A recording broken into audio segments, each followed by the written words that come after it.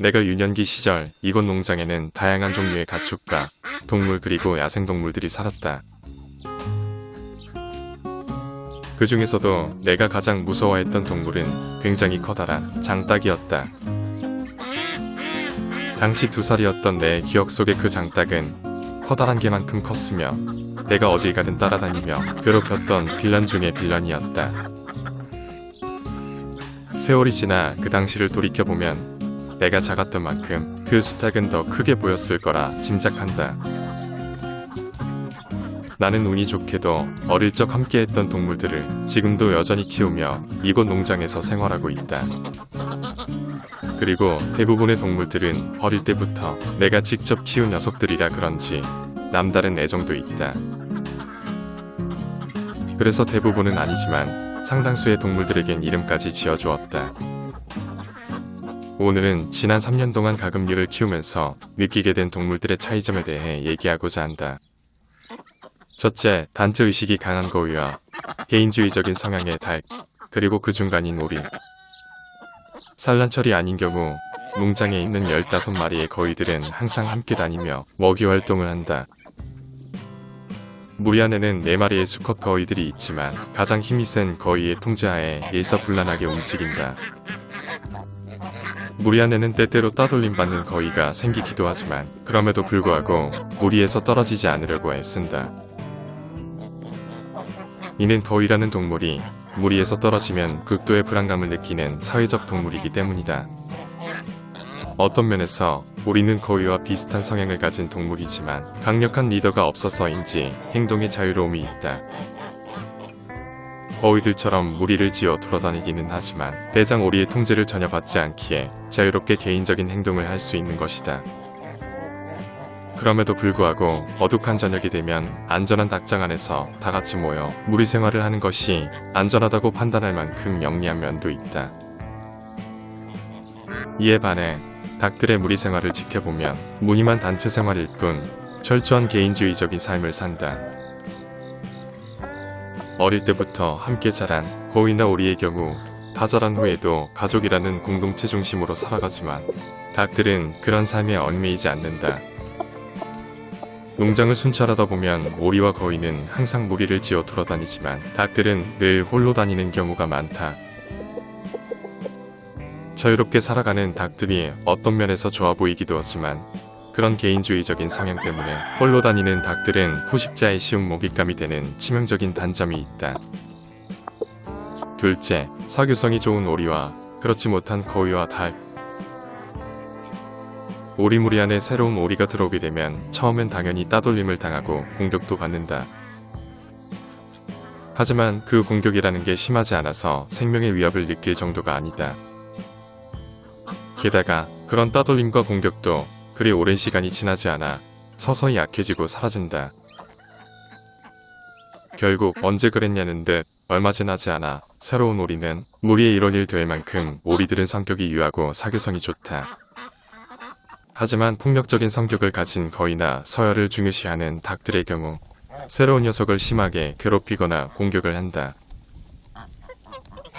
이 중 가족관계를 중요시하는 거위들의 경우 새로 온 녀석을 가족으로 받아들이기까지 꽤 오랜 기간이 필요할 만큼 텃세가 심하다. 그런데 개인주의적인 성향이 강한 닭들의 경우 상황은 더 심각하다. 새로운 닭은 닭무리 안의 모든 닭들의 공격을 받으며 서열이 정해지는데 심하면 그 과정에서 죽을 수도 있다. 오리나 거위에 비해 소심한 성격을 가진 닭들은 험악한 분위기 때문에 물과 사료를 제대로 먹지 못하고 서서히 굶어 죽는 것이다. 사교적인 측면만 본다면 오리가 가장 괜찮고 닭이 가장 좋지 못한 것 같다. 셋째, 건강한 오리와 거위, 그리고 그렇지 못한 닭. 지난 3년 동안 가금류를 키워본 결과 오리와 거위는 굉장히 면역력이 뛰어난 반면 닭은 그렇지 못하다는 걸 알았다. 오리와 거위의 경우 어릴 때 저체온증으로 인해 죽지 않는다면 대부분 다 자라고 난 뒤 아주 건강하게 잘 지낸다. 가금류의 경우 보통 기생충 감염이나 스트레스로 인한 장염이 사망의 원인 중 가장 높게 나타난다. 예방 차원에서 농장에서는 그런 기생충 감염을 막기 위해 매월 기생충약을 먹이고 있다. 하지만 뛰어난 면역력을 가진 거위나 오리들의 경우 아직까지 병으로 죽은 사례가 없을 만큼 건강하지만 닭들의 경우 그동안 장염에 걸려 몇 마리가 죽었다. 예를 들면 코코라는 수탉은 기생충 감염으로 인해 죽었고 지안이라는 암탉은 심한 스트레스로 인해 죽었다. 물론 내가 동물들을 잘 돌보지 못한 잘못도 있겠지만 닭들은 오리나 거위에 비해 유독 장염에 약한 신체적 약점이 있는 것 같다. 건강적인 측면만 본다면 오리와 거위는 오래 살 가능성이 높고 닭은 그렇지 못한 것 같다. 넷째, 지저분한 오리와 거위, 그리고 상대적으로 덜 지저분한 닭. 소화하는 과정이 짧은 가금류는 자주 모이를 먹는 대신 자주 똥을 싸는 단점이 있다. 그런데 물새의 종류인 거위나 오리들은 주로 물똥을 싸는 반면 닭은 형태를 유지한 똥을 싼다. 하지만 아이러니하게도 물새들은 물똥을 싸야 건강하고 닭들은 물똥을 싸면 장염에 걸린 거라고 봐야 한다. 물새들은 물똥을 싸기 위해 굉장히 자주 많은 양의 물을 먹는데 사람이 이런 환경을 만들어주지 않으면 똥구멍이 막혀서 죽게 된다. 오리나 거위를 아파트와 같은 실내 공간에서 키우는 사람들을 간혹 볼 수 있는데 엄청난 인내심이 없다면 가능하지 않는 일이라 생각한다. 개나 고양이는 배변 훈련을 통해 지정된 장소에서 대소변을 누게 할 수 있지만 가금류는 아무리 훈련해도 되지 않기 때문이다. 어쨌든 주변을 지저분하게 만드는 건 가금류의 공통된 특징이지만 물새가 닭보다 몇 배 더 더럽게 만든다고 보면 된다. 그리고 오리와 거위의 순위를 가리긴 어렵지만 굳이 둘 중 하나를 고른다면 오리가 거위보다 조금 더 더럽다. 다섯째, 머리가 아주 좋은 거위와 상대적으로 그렇지 못한 오리와 닭. 3년이라는 기간 동안 거위들을 기르며 거위들의 지능 수준이 상당히 높다는 걸 알게 되었다. 그런데 머리가 좋다는 것이 꼭 좋은 것만은 아니라는 걸 거위들을 키우면서 알게 되었다.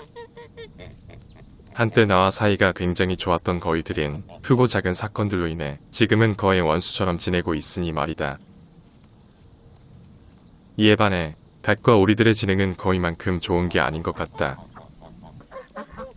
기억력이 좋은 거위들은 뒤끝이 많아 쉽게 관계해보기 어려운데 반해 오리와 닭들은 뭐든지 쉽게 잊어버린다.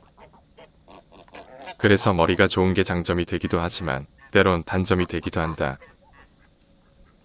지금까지 내가 경험한 가금류의 여러가지 특징에 대해 알아봤는데 가금류를 키우기 전 참고하였으면 한다.